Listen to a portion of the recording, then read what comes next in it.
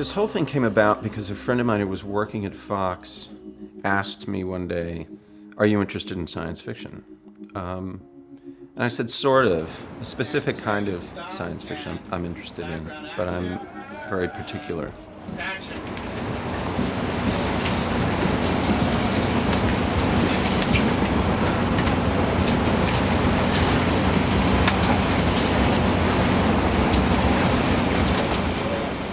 Once we had acquired the novel, we had literally just sort of sat down and said, okay, now what do we want to do with this? You know, should I write it? Should we hire a writer? You know, how are we going to approach breaking this down? And we got a call that Stephen had always wanted to do this film. And it was like a godsend. That's good? Yeah, we gotta let it draw.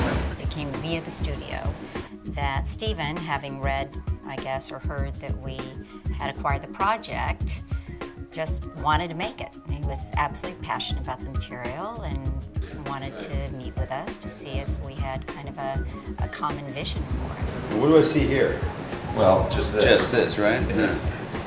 What I'm thinking is, if you do this and you turn, and through, you know, from there you can see the things, but what I want to do, I think, is play your reaction, not show what you're reacting to, and then cut in there. What I might do is pull the rear wall out and get our crane going so that I can bring him in, you know, and then drop down, and that's how you see the bodies instead of, I don't want to do it in a cut. Stephen came to us and we had a meeting while we talked about the project, and Stephen had a very different visual tableau for the movie than we had ever envisioned developing the movie. He had the same themes throughout, and I think movies are ultimately about themes. I actually lobbied for this job. I sent him a letter and said he was talking to another actor. We just finished doing Ocean's 11, and he just finished the script. And I read it because it was over at the company, and I read it, and I called him, sent him a letter and said, I don't know if I can do it, but I'd like to take a crack at it. Became a situation basically where he said, I'm ready to do this. I mean, as an actor, I'm ready to do it, and I want to do it, and I think it's good for me to do. And once he said that, I said, fantastic, then let's do it. My interest in Solaris was really driven by the ideas at the center of the book, which I tried to expand upon as best I could.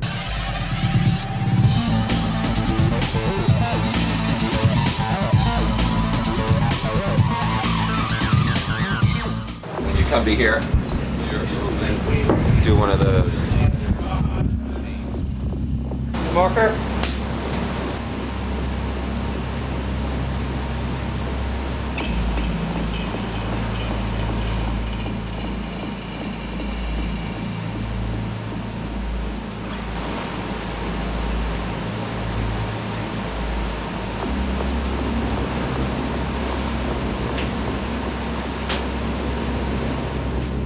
What's really exciting about what Stephen does is every single film he does, he tries basically a completely different genre, you know, and this is one that's sort of a mixture of a bunch of them. But the one thing you will see as you watch the film, you'll take note of is how still it is.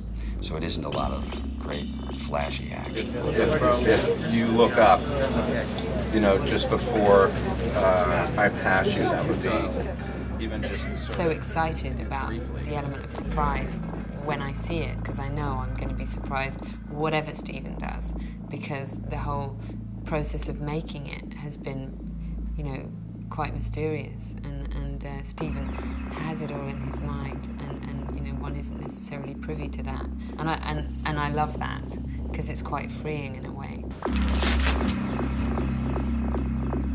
Hey.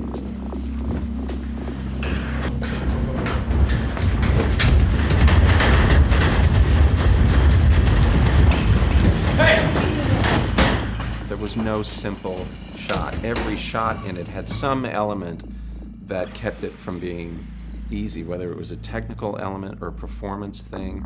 So it was all, they're just, every day I thought I'd get to something that would go quickly or easily, I was always foiled. I was purposefully trying to keep myself open to exploring it on the spot and not trying to nail stuff down, because I didn't want to come in and tell the actors, okay, you're there and you say this and then you cross over there. And so I was trying to do my homework in terms of writing out or writing down how all these things should fit together. But you never know until you put it together. Water on one, please. Water 1 and 6. 1 and 6 water. Okay, let's go. And action.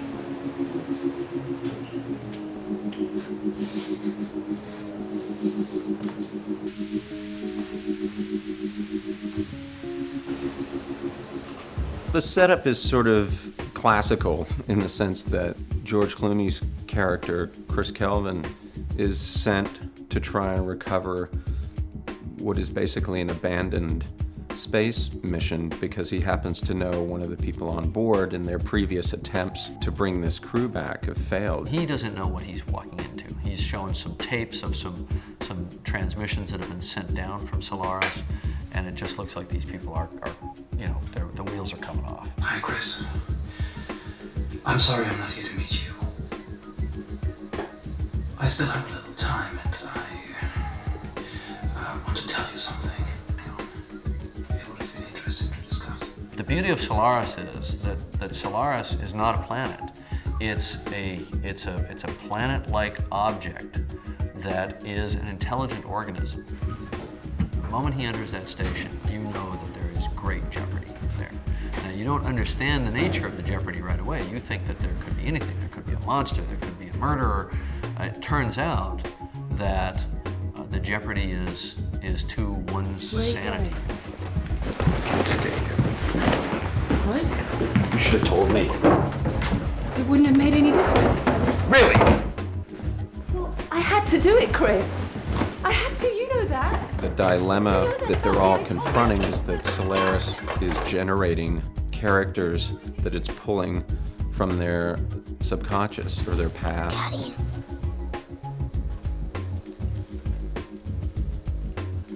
I mean, we're not even sure at times what Solaris has generated in the case of one character. We never get to find out.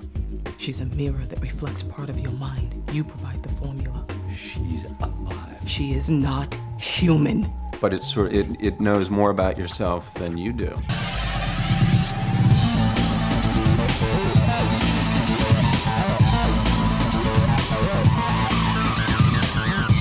To see George literally be a different actor than I've ever seen him was really exciting. I mean, it was exciting to watch him just change. Yeah, it's an actor's piece. It's, look, you know, hardest thing I've ever done by far, and scariest as an actor, because you sort of feel way out there on a limb. But you know, if you're going to do that, you do that with Steve. If the people that George is interacting with aren't as strong as he is, then you don't have a movie. She begged me, Kelvin. Well, then the trick is, because there aren't very many characters, finding people who are really distinctive and really strong so that you feel the tension. Natascha McElhone is somebody actually that I'd sort of noticed and had my eye on since she did the Merchant Ivory film some years ago. Because it was such a crucial part, I had her come in and read with George. I'll go with you. No, Please don't. No, please. No. Please. No, please don't. It's okay. She reminded me of the sort of great European actresses of the 60s and 70s. It was Deborah Zane, our casting director, who said one day, I've been thinking about Jeremy Davies. He's so unique. There's just nobody quite like him. I wouldn't, no, she won't talk about it. And the thing is,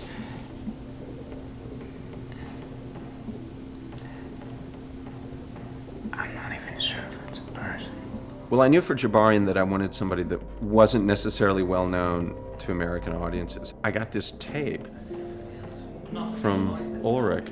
He photographs his dog listening to him talk. It's a close-up of his dog with this really odd expression on his face as Ulrich does one of these monologues. I've come to hate it here.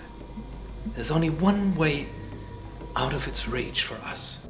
And something about like the way this guy's mind worked sold me on him. Viola Davis I've worked with twice before.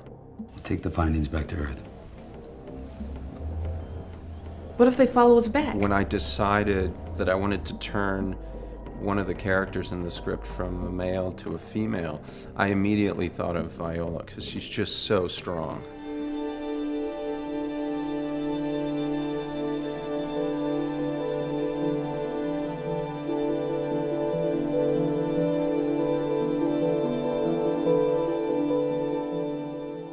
Where to go with the design aspect of the movie was obviously the subject of a lot of discussion between myself and the producers, and Phil Messina, the production designer, and Milena Cananero, the costume designer, and me, the cameraman. We didn't want to be specific about how far in the future it was. Didn't want it to feel like it was the distant future. We always knew we wanted to take sort of a realistic approach to what the ship would look like, as far as the spaces being small, sort of showing a lot of the workings of the ship. We actually looked at a lot of stuff from the International Space Station, and that was a lot of good inspiration because in the space station there's a lot of exposed, what we call gack. There's a lot of stuff kludged to the walls. You do see a lot of articulation in the structure, in the textures. There's sort of a lot going on with the ship, but it has an organization that all hopefully makes a lot of sense.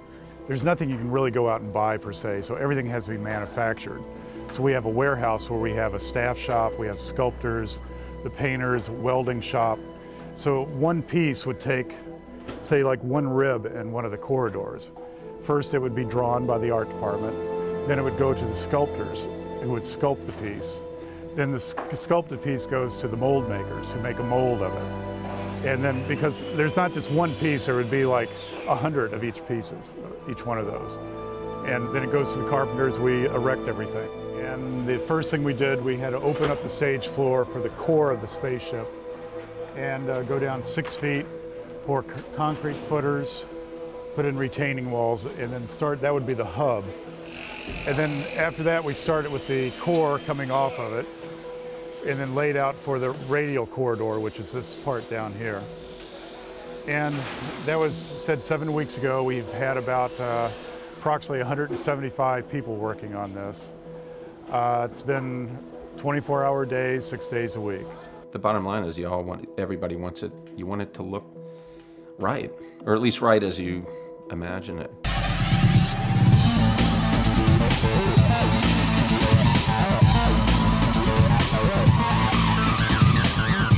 The planet itself was intended to be a character in the movie, and very subtly it needed to change over the course of the entire film, starting from sort of gentle, sort of dormant state, and then slowly throughout the film progressing into a violent fury. By the time you get to the end of the film, it's sort of chaos. I know Steven wanted the audience to ask questions about what was happening to the planet. Is it a supernatural event, or is it some sort of spiritual being? By everybody coming together, we all made something that we were very proud of.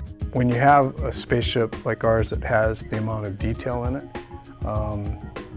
we had to go to the next step, which is up to 4K resolution.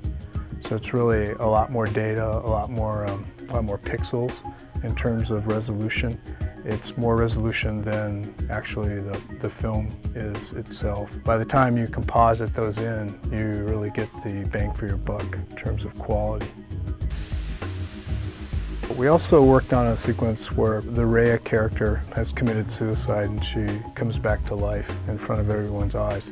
So there was a creation of a wound from drinking some liquid oxygen, and quite graphic detail where the flesh was eaten through in her cheek and her neck. Kelvin's character carries her back to the bedroom and puts her down on the bed, and we get a real close look at her regeneration, and she comes back to life. There's a train sequence where Kelvin's traveling on a train, and those were all done on a blue screen stage with backgrounds that were shot in Chicago.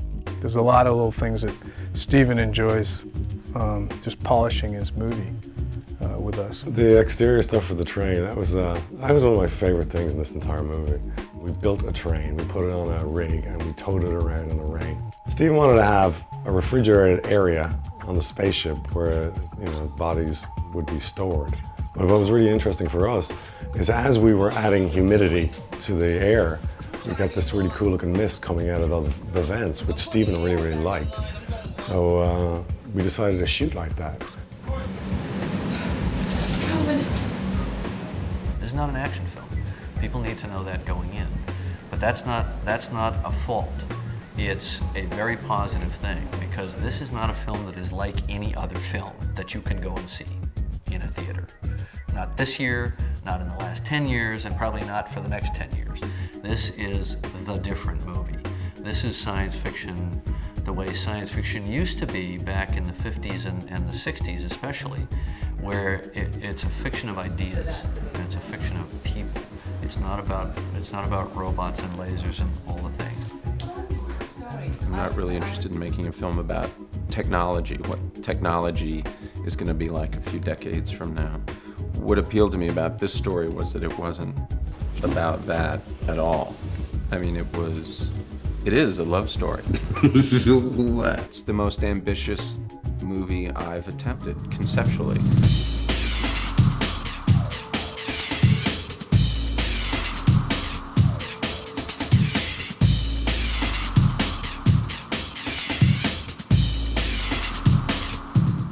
Good.